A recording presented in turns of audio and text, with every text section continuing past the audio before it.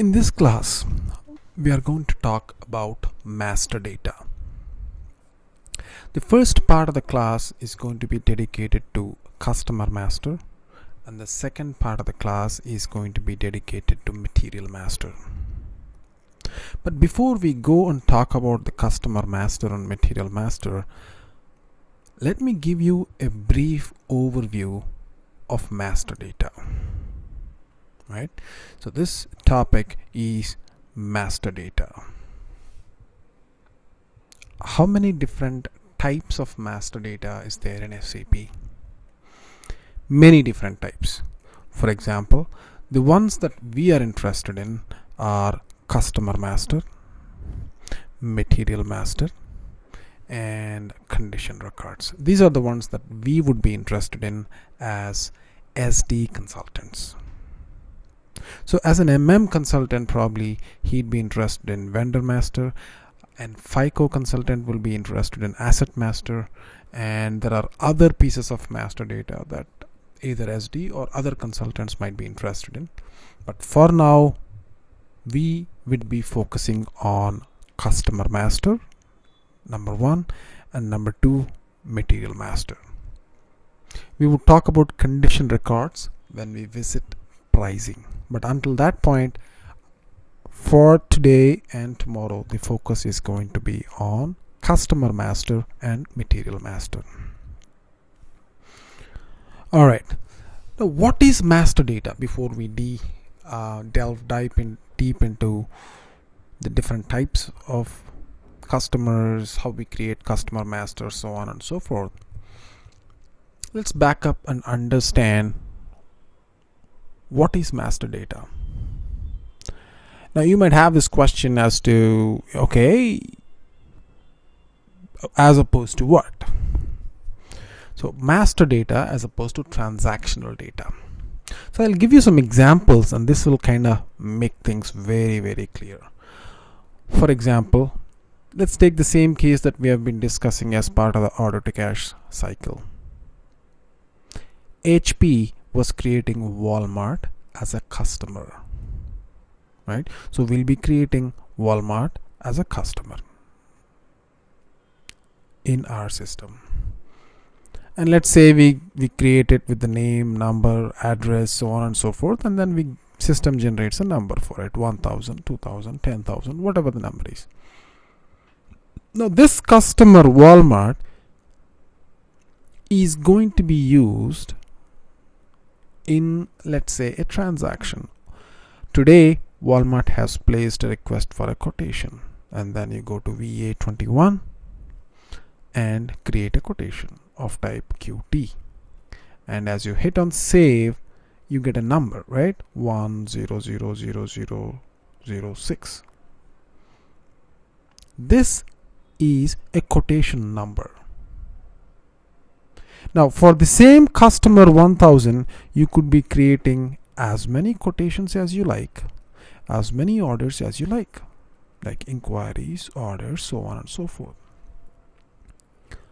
And once we finish servicing a quotation, meaning the expiry date has come and gone, or let's say if it is an order, we have delivered the order, we have billed the order,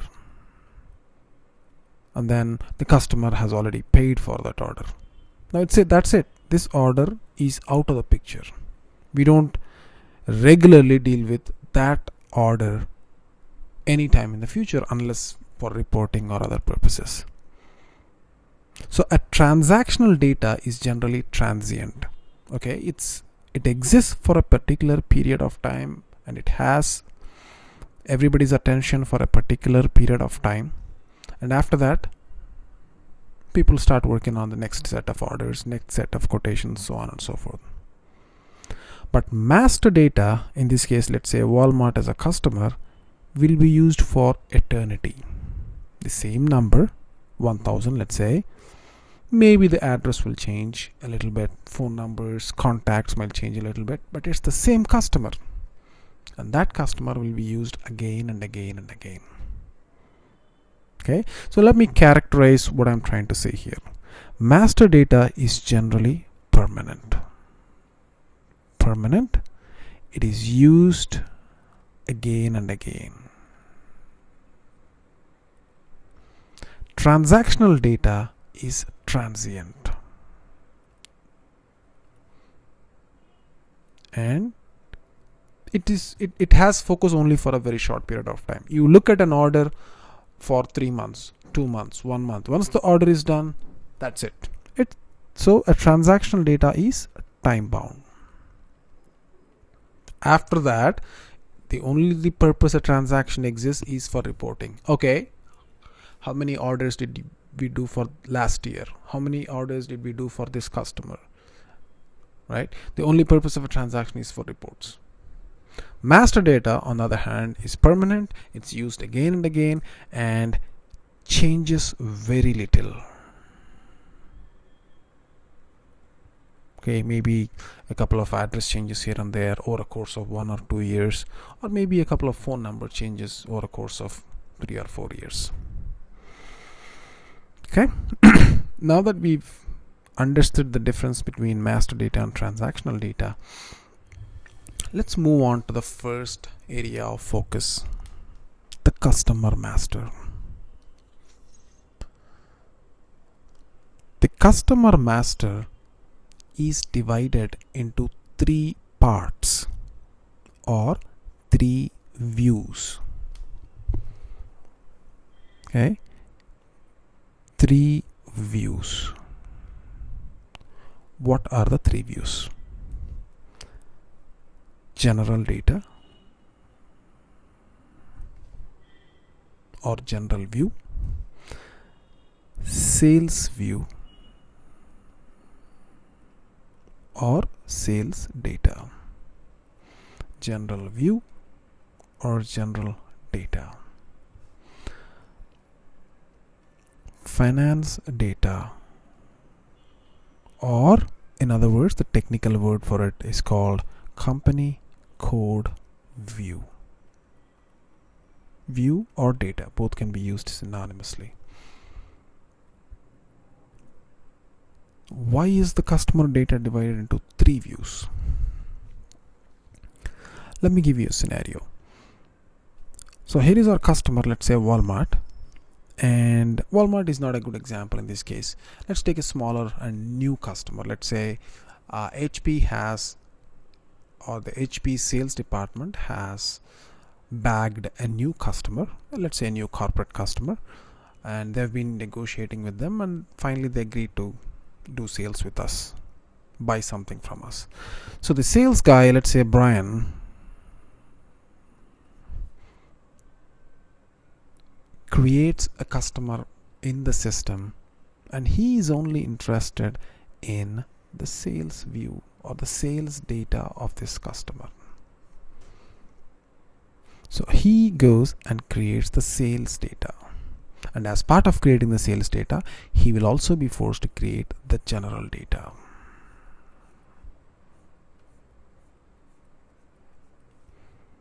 So Brian creates the sales view plus general view, and then finally generates a number for that customer. Let's say ABC Incorporated. So ABC Incorporated, customer number 56789. All right, after he's done, he hands over this customer number to finance and says, hey, you know what, I've just created a sales view or general data of the customer. Can you fill up the finance data for this? Because Brian is not a finance guy. He doesn't know anything about financial data that needs to be relevant for that customer. So he's going to communicate with somebody in the finance department, say Charlene, and say, hey, you know what, I've created a customer 56789. Can you finish up the finance data for this? So Charlene, being the finance user, is going to take this customer and extend. It will be the same customer. Remember, it's not a different customer. All the 3 pieces here, the sales view, general view, finance view, are all pieces of the same customer. 56789 in this case. So Charlene is going to extend ABC Incorporated 56789 customer number to create the financial view. Alright, so she's going to create the financial part of it. Okay, now what transactions do we use for this? Brian being the sales guy, uses the transaction code VD01 to create, and of course 02 to display, and 02 to change, and 03 to display. The transaction used by Brian is VD01, and Charlene, being the finance user, uses the transaction FD01. Okay, now as a general rule, most sales transactions start with V.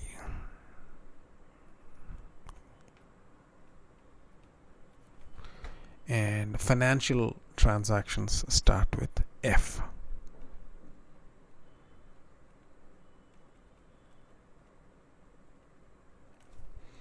All right.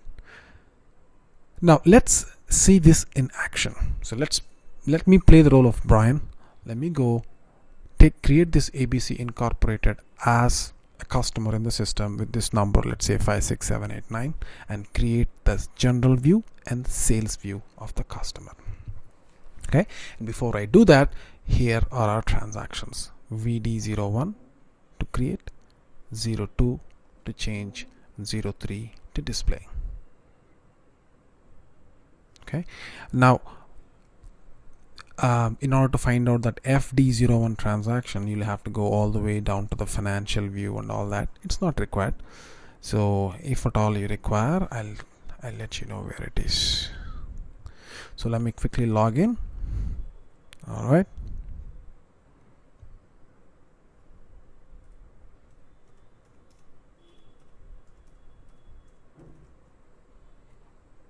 Okay, so here is our sales transactions: master data, business partner, customer, create. So this is to create the sales view and general view of the customer. Now if you want to see the finance view or the finance transaction to create the customer, you'd have to go to accounting, financial accounting, think accounts receivable, and master records, and FD01. So let me take a screenshot of this as well, just for the record. All right, so this is the sales part, this is the finance part. All right, so these are the T codes. Now let me start by creating this in the system. So go to VD01, which is the sales transaction to create the sales view and general view of the customer. So VD01, and then over here make sure you select 001 for now. I'll tell you all about account group in a separate session. All right, so for now select 0001. Now make sure you remember what I talked to you about the account key 0001. If you don't have this account key enabled, make sure you get it enabled. So it was discussed as part of our GUI navigation class as an SAP GUI preset. So just revisit that class or revisit the video and see how to enable the account key, because this is where some of the students go wrong. You know, they'll be like, okay, where is 001 sold to? I got this, I got this, I got another one, but all of them could be wrong. It always has to be 0001 for a sold to for now, until you understand what a customer account group is and how you can create your own customer account group, so on and so forth. All right, we are trying to create a customer 56789, right? And then make sure you enter this sales org, this distribution channel, this division. Now, what is all this junk? Sales org, distribution channel, division.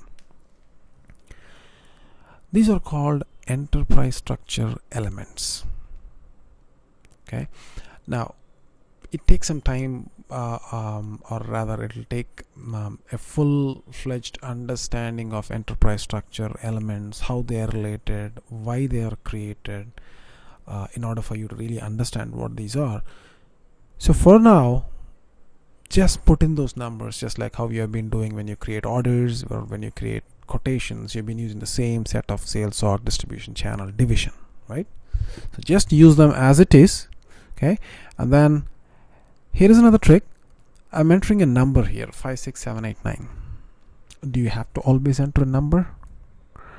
That would depend on your account group. So when we discuss account group, we will talk about what is how to create a customer without a number, so that the system will automatically pick it, so on and so forth. Another catch here is, let's say you enter a customer number that already exists. Hit enter. You'll get this error message. Customer 1000 already exists in this sales area, right? Because you're not supposed to override it, and you cannot override it as well. So if you pick up a number that is already existing, it'll give you that message. So pick another number. All right, and then hit enter. Okay, this is the first screen. So you put a title. Let's say we are creating it for ABC Inc. Right? So the title is company, and then ABC Incorporated, and a search term is a shortcut that's used to refer to that company. Let's say something like ABC, if there is only one ABC company. I'll tell you how to use this search term as we go forward. And some street address, 1000 Dennis Drive, okay, 08820. I'm just putting some address. Edison, country US, region means state, New Jersey, and some transportation zone. So it's in the eastern transportation zone. The transportation zone would be used to determine what route should be used to send the products over to the customer's location. Alright, and then we're going to put in a telephone number, whatever telephone number you like, a fax number, email, so on and so forth. Okay, so general data is where you enter the customer's address, his contact details. Now this little tab over here called the contact person tab is used to enter any contacts that we have at this company. Now ABC Inc. is a big company. It has a sales department, finance department, audit department, purchase department. Who are our contacts at ABC Incorporated? Probably somebody like John Adams, and he belongs to which department? Maybe he's in the purchasing department, because we are selling, so we are interested in somebody in the purchasing department of our customer, because that's the team that we deal with. And what does he do? Maybe he's the head of purchasing, right? Now you just double click it, and then you can enter the other details, like if that guy John Adams has some phone number, some email address, so on and so forth. Okay, sorry, let me go back. I just jumped the gun. So we have entered the contact person. If you want, you can enter as many contacts as you like. Okay, this is the general data. Now we are finished with the general data. All right, let me go back here. So here's an example. I'm creating a general view, and I'm just taking an example of some name like Walmart, like the way we have created ABC Inc., some address. And I also went to the contact person tab, and I filled in some details like whom I know at that company, what his phone number is, what the other contact details are. Okay, now from the general view, remember we started off with VD01, and I said VD01 can give you two views, general and sales. We're just done with the general and we want to move on to the sales. What do? Just click on this button. Click on this button to go to sales view of the customer master. Right? We have finished the general data. Now we are going on to the sales view. How do we do that? Just click on the sales data. Okay. Now again, there are a bunch of fields here. Not all fields are important. Just pick up some fields. I'll pick up the most important fields. Now we are creating ABC Incorporated. Who is it? Let's say it's a public sector, or let's say it's a private customer. Okay. And the currencies Euro, USD, whatever. Okay. And moving on to the shipping tab. All right. Let me just take these screenshots.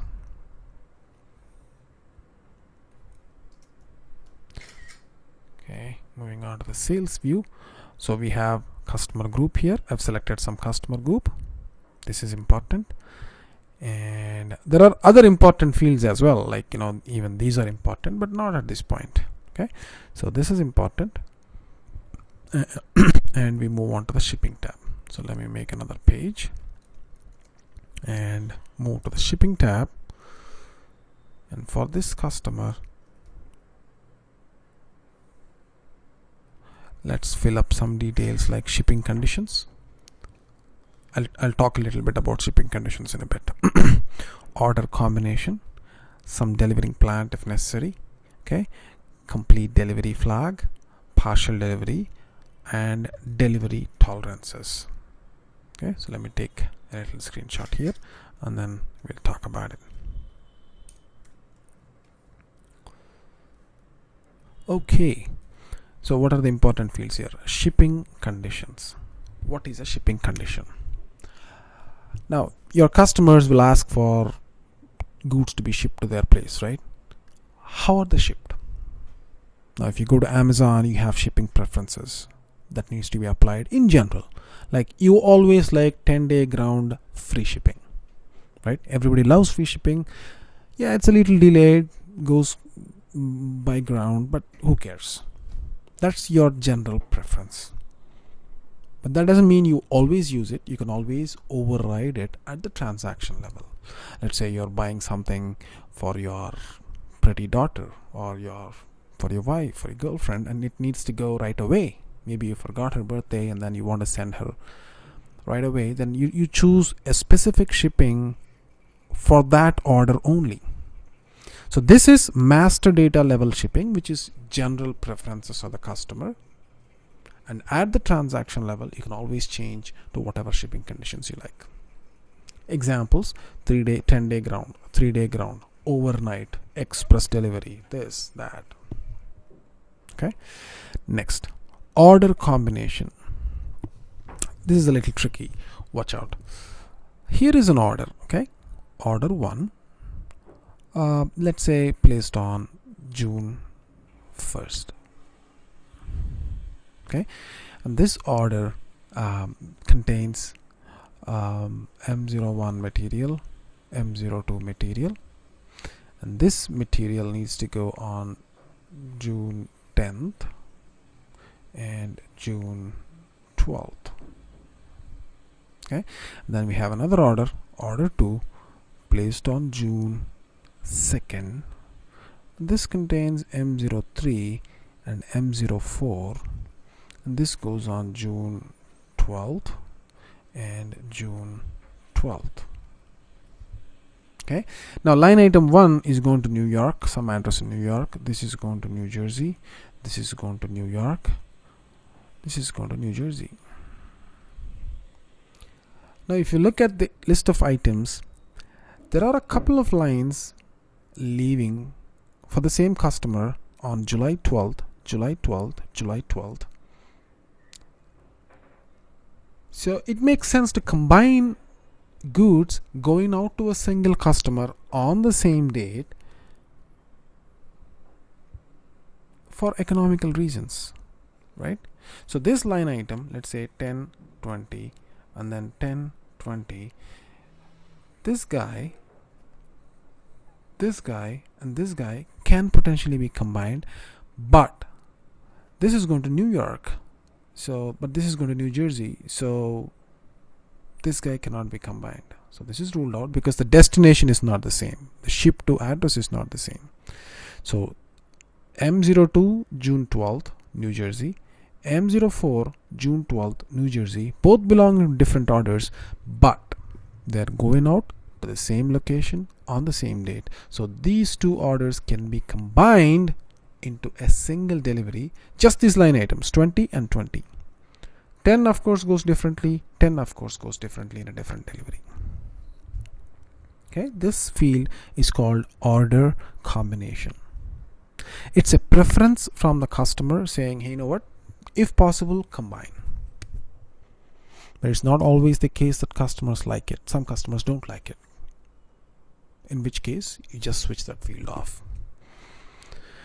Alright, the next one is complete delivery required by law. Now remove this by law part, it doesn't make any sense. Complete delivery. What happens if you check this flag on? By default, let me give you a scenario. Okay, I'm going to talk about this scenario here. By default, let's say there is an order 1 on some date, and let's say June 1st. You have 10 M01 going out on June 10th because that's when the goods are available. 20 M02, let's say, going out on June 12th. Okay, now by default the system behavior is, okay, whenever the goods become available, just ship them. So come June 10th, the system will start to ship this and it will ignore this. Come June 12th, it will ship this line item. But some customers don't like it, right? It's a pain even for me. Imagine you're doing a job somewhere in downtown, your house is somewhere in the suburbs, and some items require your signature. What do? Yeah, you can go once back to home or back to your FedEx office, but if you ordered 5 items from Amazon and each of them require your signature, and if they start shipping them in 5 different packages, it's a nightmare, isn't it?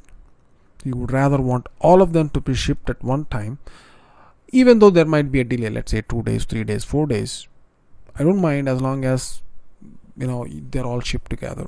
Some customers like it, even though I'm talking about a B2C scenario here. Some customers like B2B, even in B2B, some customers like goods to be shipped all together, in which case you switch this on. Alright, next we have delivery tolerances, under delivery and over delivery tolerances. Tolerance, what is tolerance? You can tolerate certain things. Amazon say you ordered for 100 packets of something from Amazon, 100 quantity of something. It's rare, but let's say you ordered for 100 quantity of something, and Amazon is only able to ship 95. Will you be able to tolerate it? No, because you already paid for 100. You won't tolerate anything less than 100, right? But in the case of a B2B, let me give you a scenario. This is a scenario that I have seen in the pharmaceutical industry, especially in the retail distribution of pharmaceuticals. Every day, the sales rep goes out to his set of shops, right, or retail stores that sell pharmaceuticals, and they take orders. Okay, I need so many strips of Tylenol, I need so many strips of this, so many strips of that, this and that. And at the end of the day, all the orders are segregated, sent to their main ordering system somewhere in their headquarters. Let's say Pfizer is taking the orders and they're going to Pennsylvania. Now, Pfizer will distribute or create deliveries for all the orders to the respective distribution centers. Let's say we are in Edison, New Jersey, and then we have our sales rep has gathered all the orders for all the retail pharmacies that sell our products, Pfizer products, and has taken orders for the day, sent it to the headquarters, and headquarters will dispatch the deliveries to the respective nearest distribution center, saying, okay, these products need to be distributed, so on and so forth. Now, the customer, let's say one customer, Walgreens, has ordered 100 strips of Tylenol. His rule is, okay, if you have 100 strips, send them across. If you have 90 strips, that's fine, send them across. Time is a priority for me. Okay, so if you have 100 strips, send them across, bill me for 90, don't bill me for 100. As simple as that, and deem that order as complete. If I want more, I'll place a fresh order. Okay, in which case the under delivery tolerance is 10%. Right, that means the customer can tolerate an under delivery of 10%. If the customer orders 100, he's okay if you give him or ship him 90. But sometimes it's not the case. You cannot go like, yeah, I only have 50. Nah, that doesn't work sometimes. Or maybe it works. Right? So imagine a big shipping industry, a steel factory, right, that requires coke, that requires iron ore, and they require in thousands of tons, right, big factories. And even if there is a tolerance, let's say I've asked for 100,000 tons of coal, and the container or the ship has delivered like 95,000 tons.